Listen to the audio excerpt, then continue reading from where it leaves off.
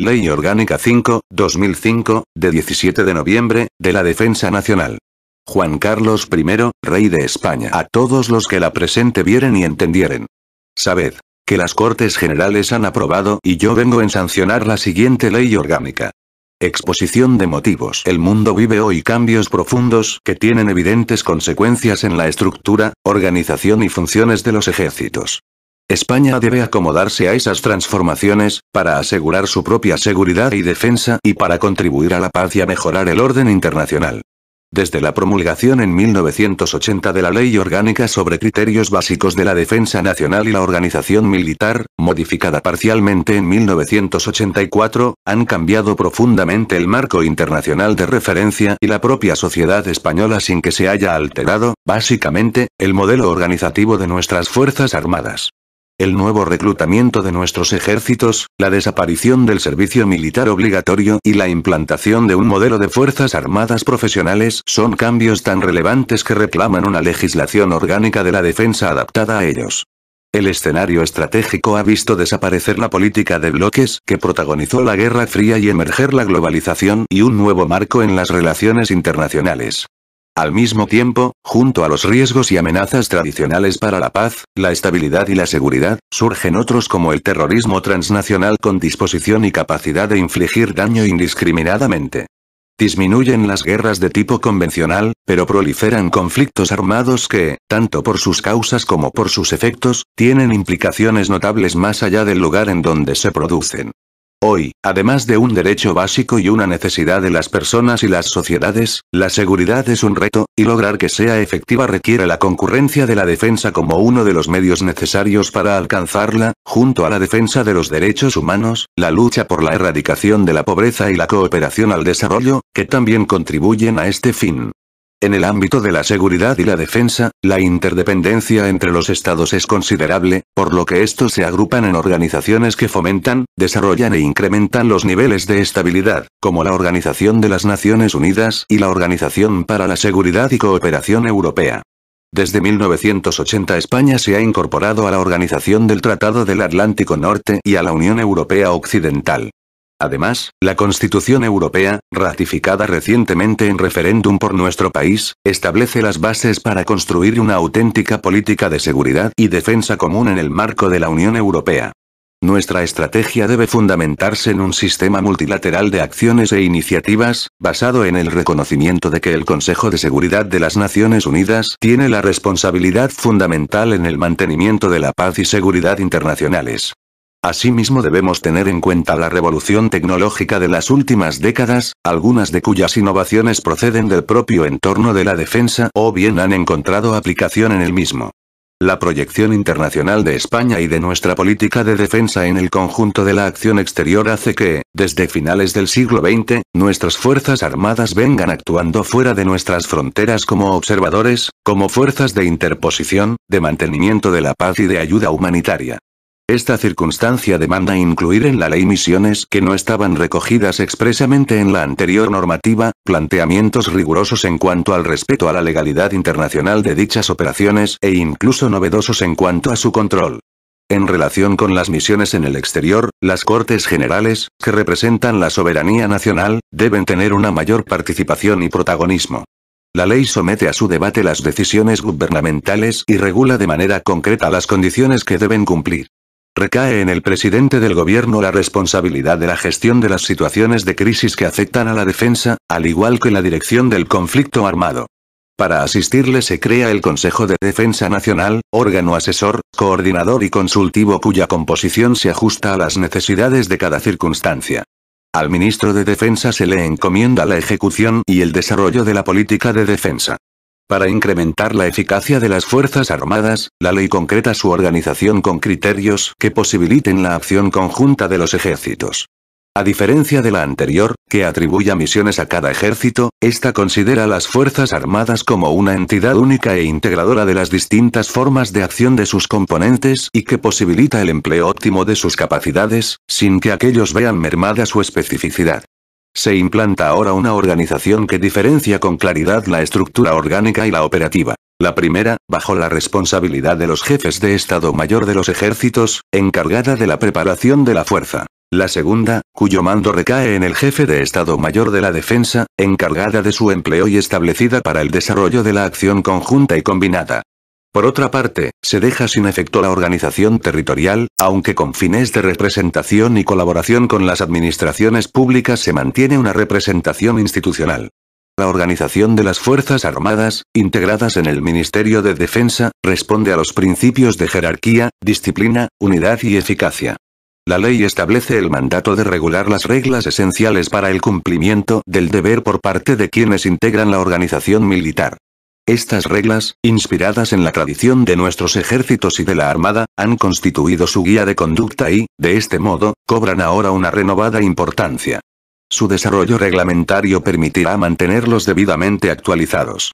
En cuanto a los recursos de la defensa nacional, su aportación se apoyará en el principio de contribución gradual y proporcionada a la situación que sea preciso afrontar. Para conseguir una respuesta progresiva ante situaciones de crisis o conflictos armados se requiere una organización apropiada y eficaz, con suficiente grado de estabilidad, que integre la aportación de toda clase de recursos necesarios para la preparación civil y en la que intervendrá también el Consejo de Defensa Nacional.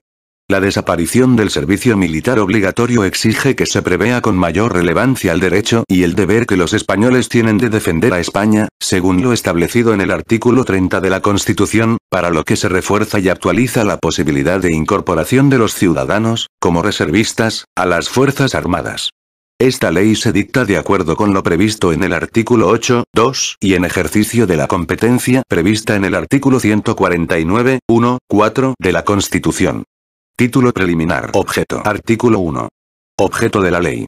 Esta ley orgánica regula la defensa nacional y establece las bases de la organización militar conforme a los principios establecidos en la Constitución. Artículo 2. Finalidad de la política de defensa. La política de defensa tiene por finalidad la protección del conjunto de la sociedad española, de su constitución, de los valores superiores, principios e instituciones que en ésta se consagran, del Estado social y democrático de derecho, del pleno ejercicio de los derechos y libertades, y de la garantía, independencia e integridad territorial de España. Asimismo, tiene por objetivo contribuir a la preservación de la paz y seguridad internacionales, en el marco de los compromisos contraídos por el Reino de España. Título primero. De las atribuciones de los poderes del Estado. Artículo 3. La corona. Corresponden al rey el mando supremo de las Fuerzas Armadas y las demás funciones que en materia de defensa le confiere la Constitución y el resto del ordenamiento jurídico. Artículo 4.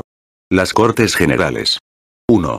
A las Cortes Generales les corresponde a. Otorgar las autorizaciones previas para prestar el consentimiento del Estado a obligarse por medio de los tratados y convenios internacionales, así como las restantes autorizaciones previstas en el artículo 94.1b de la Constitución. B. Aprobar las leyes relativas a la defensa y los créditos presupuestarios correspondientes. C. Debatir las líneas generales de la política de defensa. A estos efectos, el Gobierno presentará las iniciativas correspondientes, singularmente los planes de reclutamiento y modernización. D. Controlar la acción del Gobierno en materia de defensa. E. Acordar la autorización a que se refiere el artículo 63.3 de la Constitución. 2. En particular, al Congreso de los Diputados le corresponde autorizar, con carácter previo, la participación de las Fuerzas Armadas en misiones fuera del territorio nacional, de acuerdo con lo establecido en esta ley. Artículo 5. El Gobierno. Corresponde al Gobierno determinar la política de defensa y asegurar su ejecución, así como dirigir la administración militar y acordar la participación de las Fuerzas Armadas en misiones fuera del territorio nacional. Artículo 6. El Presidente del Gobierno. 1. Corresponde al presidente del Gobierno la dirección de la política de defensa y la determinación de sus objetivos, la gestión de las situaciones de crisis que afecten a la defensa y la dirección estratégica de las operaciones militares en caso de uso de la fuerza. 2. El presidente del Gobierno ejerce su autoridad para ordenar, coordinar y dirigir la actuación de las Fuerzas Armadas así como disponer su empleo. 3. Asimismo, en el marco de la política de defensa, le corresponde de forma específica a. Formular la Directiva de Defensa Nacional, en la que se establecerán las líneas generales de la política de defensa y las directrices para su desarrollo. B. Definir y aprobar los grandes objetivos y planteamientos estratégicos, así como formular las directivas para las negociaciones exteriores que afecten a la política de defensa. C. Determinar la aplicación de los objetivos y las líneas básicas de actuación de las Fuerzas Armadas, tanto en el ámbito nacional como en el de la participación en las organizaciones internacionales de las que España forma parte. D. Ordenar las misiones de las Fuerzas Armadas. E. Ejercer las demás funciones que le atribuyen las disposiciones legales y reglamentarias. Artículo 7. El Ministro de Defensa. 1.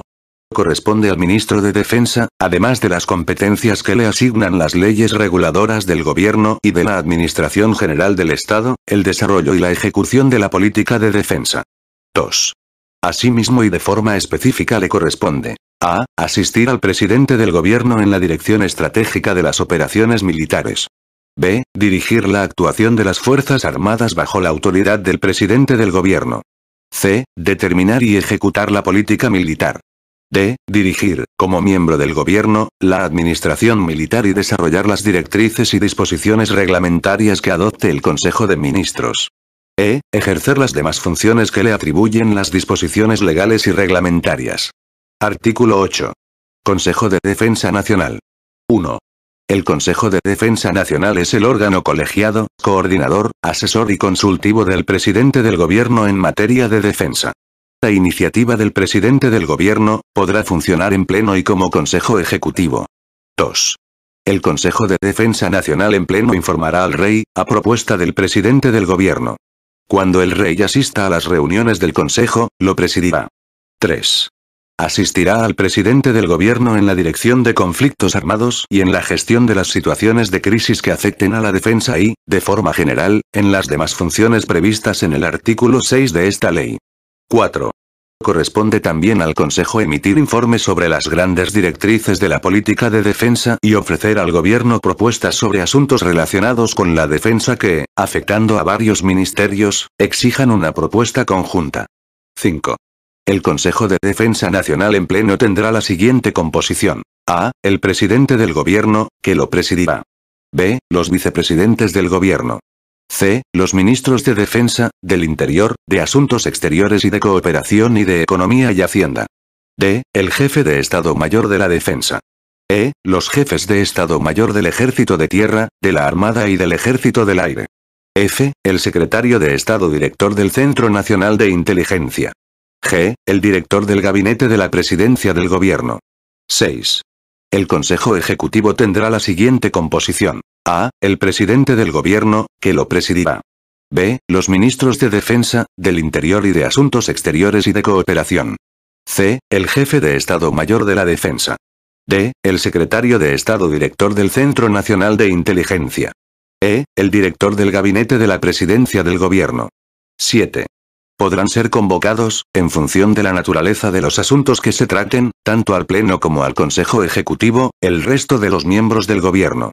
Asimismo podrán ser convocados al Consejo Ejecutivo otros miembros del Pleno del Consejo. 8. También podrán ser convocadas al Consejo de Defensa Nacional otras autoridades o cargos de la Administración General del Estado. Las autoridades o cargos de las comunidades autónomas y de las ciudades con estatuto de autonomía deberán ser convocados cuando se estime oportuno. Igualmente podrán ser convocadas autoridades de los gobiernos locales o aquellas personas cuya contribución se considere relevante. 9. Para el ejercicio de sus funciones, el Consejo contará con la Comisión Interministerial de Defensa, adscrita al Ministerio de Defensa, como órgano de trabajo permanente. 10.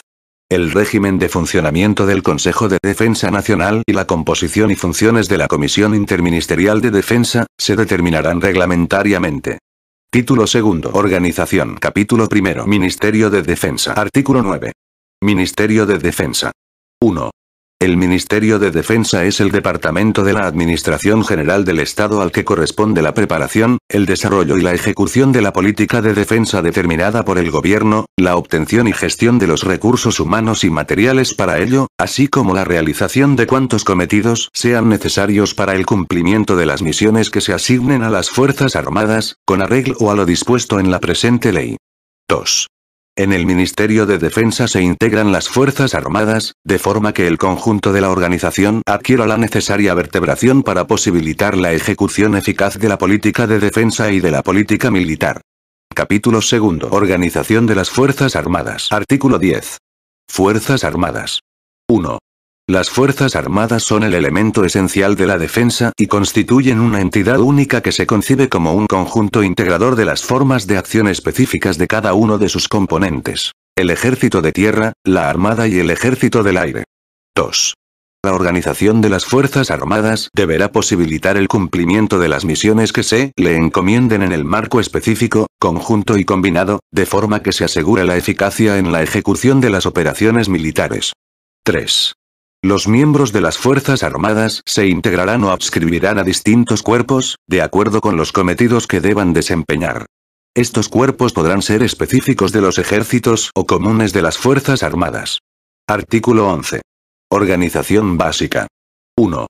Las Fuerzas Armadas se organizan en dos estructuras: una orgánica, para la preparación de la fuerza, y otra operativa, para su empleo en las misiones que se le asignen. 2. La estructura orgánica posibilitará la generación de la estructura operativa.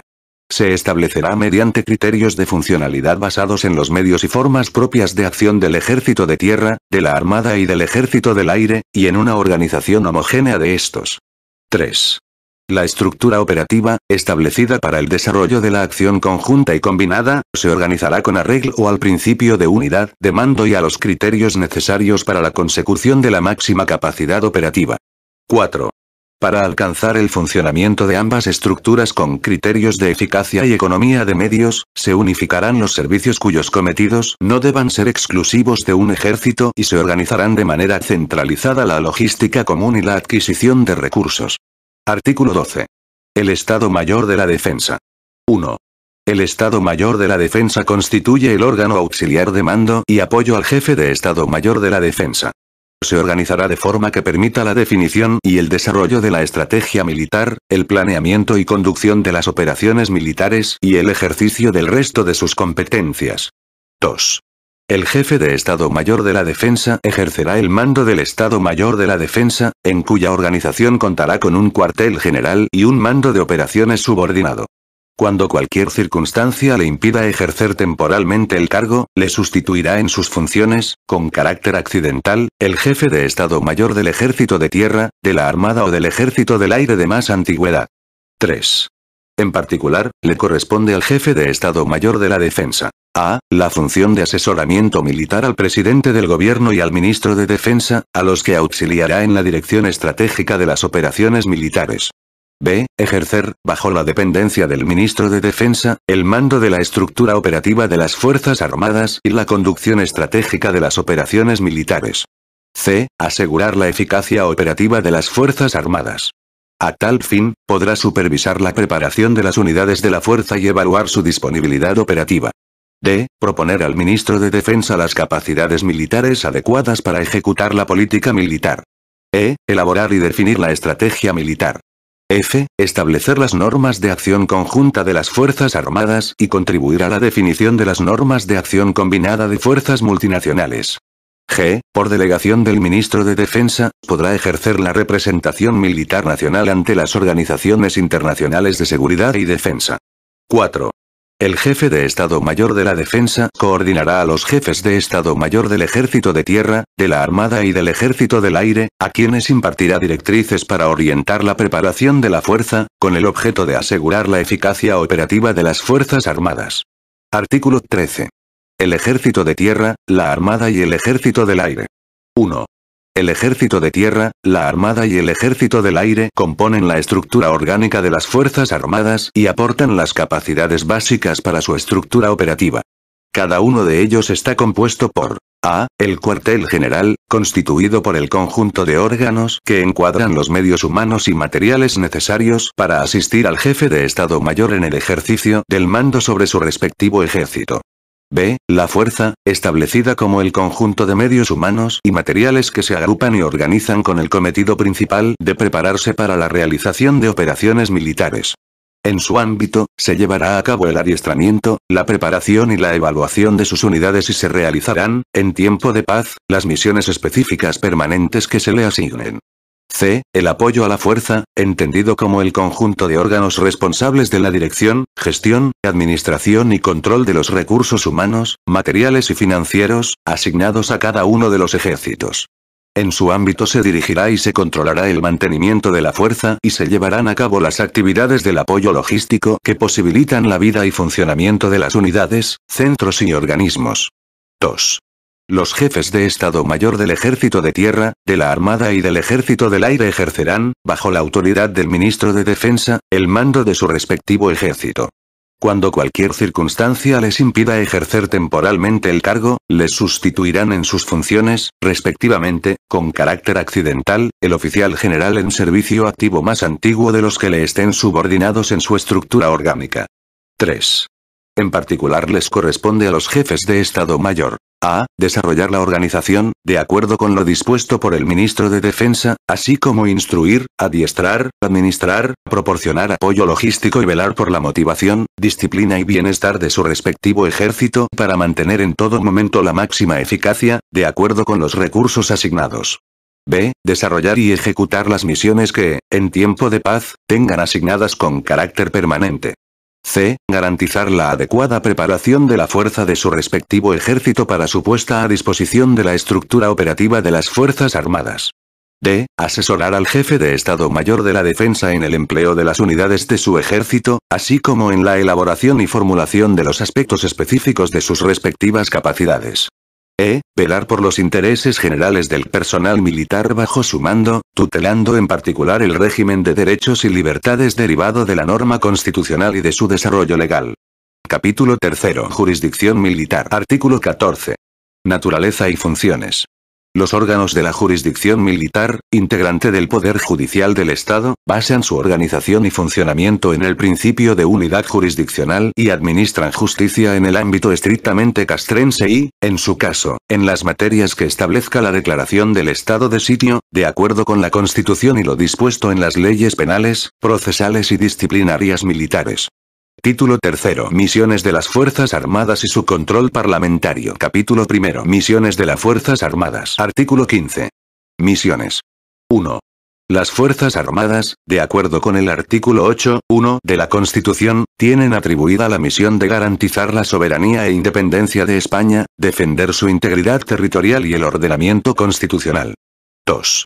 Las Fuerzas Armadas contribuyen militarmente a la seguridad y defensa de España y de sus aliados, en el marco de las organizaciones internacionales de las que España forma parte, así como al mantenimiento de la paz, la estabilidad y la ayuda humanitaria. 3.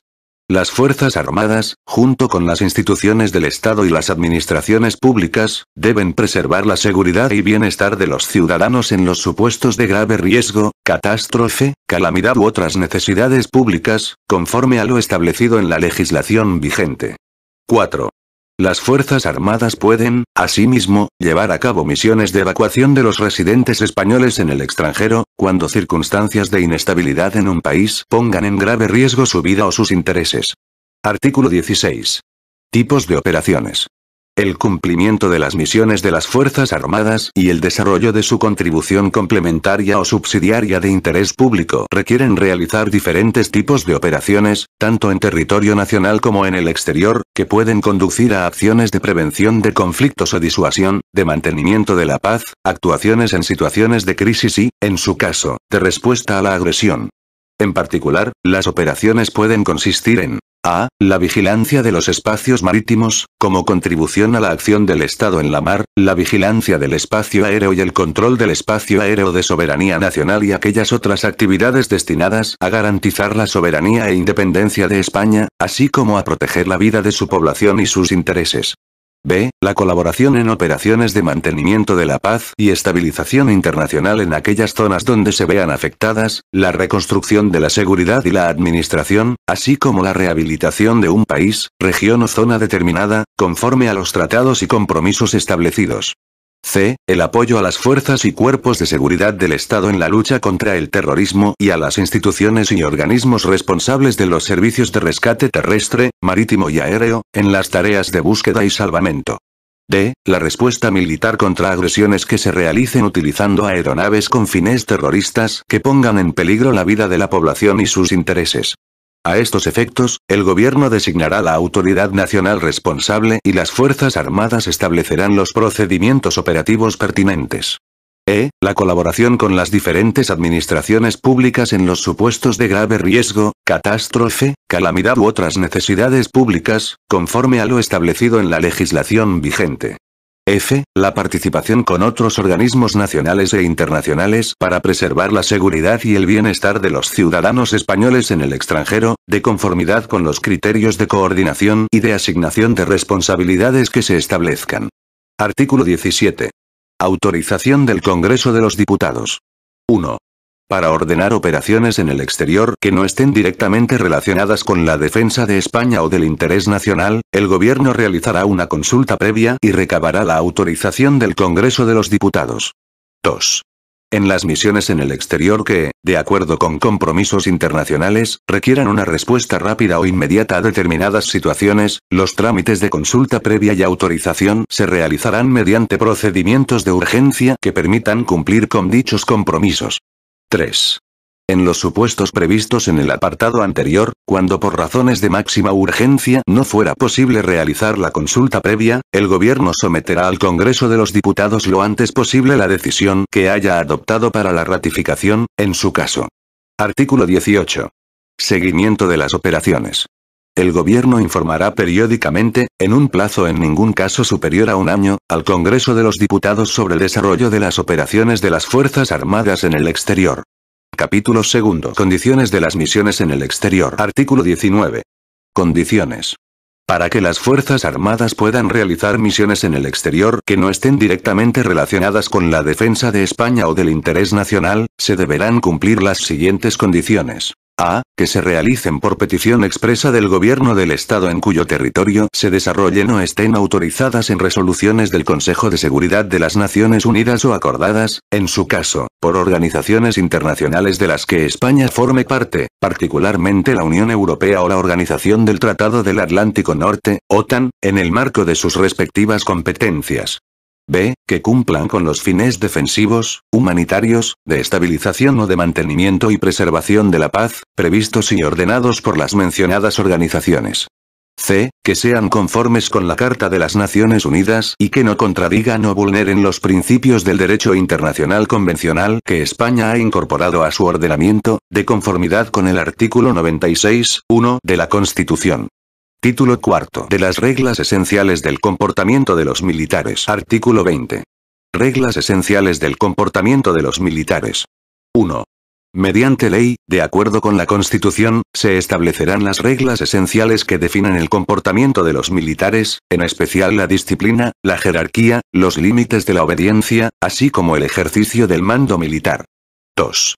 El Gobierno, mediante Real Decreto, procederá asimismo a desarrollar estas reglas en las Reales Ordenanzas para las Fuerzas Armadas. Artículo 21. Régimen disciplinario. 1.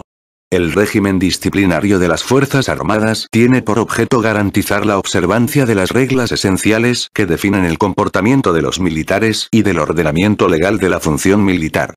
La potestad disciplinaria corresponde a las autoridades y mandos establecidos en la Ley Orgánica del Régimen Disciplinario de las Fuerzas Armadas, sin perjuicio de la tutela jurisdiccional establecida en el artículo 24 de la Constitución. 2. Quedan prohibidos los tribunales de honor en el ámbito militar. Título V. Contribución a la defensa. Capítulo 1. Preparación de recursos para contribuir a la defensa. Artículo 22. Disposición permanente de los recursos. 1. El Gobierno establecerá los criterios relativos a la preparación y disponibilidad de los recursos humanos y materiales no propiamente militares para satisfacer las necesidades de la defensa nacional en situaciones de grave amenaza o crisis, teniendo en cuenta para su aplicación los mecanismos de cooperación y coordinación existentes entre los diferentes poderes públicos. 2. En tiempo de conflicto armado y durante la vigencia del estado de sitio, el sistema de disponibilidad permanente de recursos será coordinado por el Consejo de Defensa Nacional. Capítulo 2. Guardia Civil. Artículo 23. Guardia Civil. La Guardia Civil es un instituto armado de naturaleza militar, dependiente del Ministro del Interior en el desempeño de las funciones que se le atribuyen por la Ley Orgánica 2.1986, de 13 de marzo, de Fuerzas y Cuerpos de Seguridad, y del Ministro de Defensa en el cumplimiento de las misiones de carácter militar que se le encomienden. Artículo 24. Misiones de carácter militar. El gobierno, mediante Real Decreto, regulará las misiones de carácter militar a que se refiere el artículo anterior, aplicando las condiciones y el régimen de consulta previsto en esta ley a las misiones que se realicen en el exterior. Artículo 25. Coordinación de actuaciones. En tiempo de conflicto bélico y durante la vigencia del estado de sitio, las actuaciones de la Guardia Civil serán coordinadas por el Consejo de Defensa Nacional, dependiendo en tales supuestos directamente del Ministro de Defensa, en los términos que determine el presidente del Gobierno. Capítulo 3. Centro Nacional de Inteligencia. Artículo 26. Centro Nacional de Inteligencia. El Centro Nacional de Inteligencia contribuirá a la obtención, evaluación e interpretación de la información necesaria para prevenir y evitar riesgos o amenazas que afecten a la independencia e integridad de España, a los intereses nacionales y a la estabilidad del Estado de Derecho y sus instituciones. Capítulo 4. Cuerpo Nacional de Policía. Artículo 27. Cuerpo Nacional de Policía. El Cuerpo Nacional de Policía, en los supuestos previstos en el artículo 25, será coordinado por el Consejo de Defensa Nacional, dependiendo del Ministro del Interior con el alcance que determine el presidente del Gobierno. Capítulo V. Contribución de los recursos nacionales. Artículo 28. Sistema de cooperación en materia de protección civil. En tiempo de conflicto bélico y durante la vigencia del estado de sitio, el Consejo de Defensa Nacional coordinará las actuaciones del sistema de cooperación en materia de protección civil. A estos efectos, la acción permanente de los poderes públicos tendrá en cuenta las directrices emanadas del Consejo. Artículo 29. Aportación de otros recursos.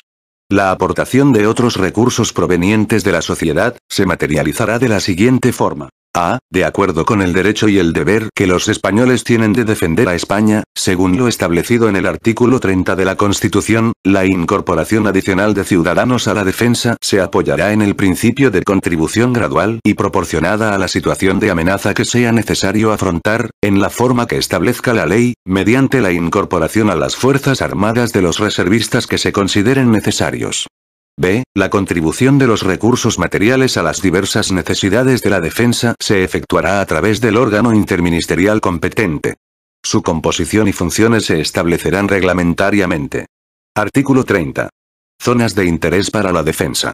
En las zonas del territorio nacional consideradas de interés para la defensa, en las que se encuentren constituidas o se constituyan zonas de seguridad de instalaciones, militares o civiles, declaradas de interés militar, así como en aquellas en que las exigencias de la defensa o el interés del Estado lo aconsejen, podrán limitarse los derechos sobre los bienes propiedad de nacionales y extranjeros situados en ellas, de acuerdo con lo que se determine por ley.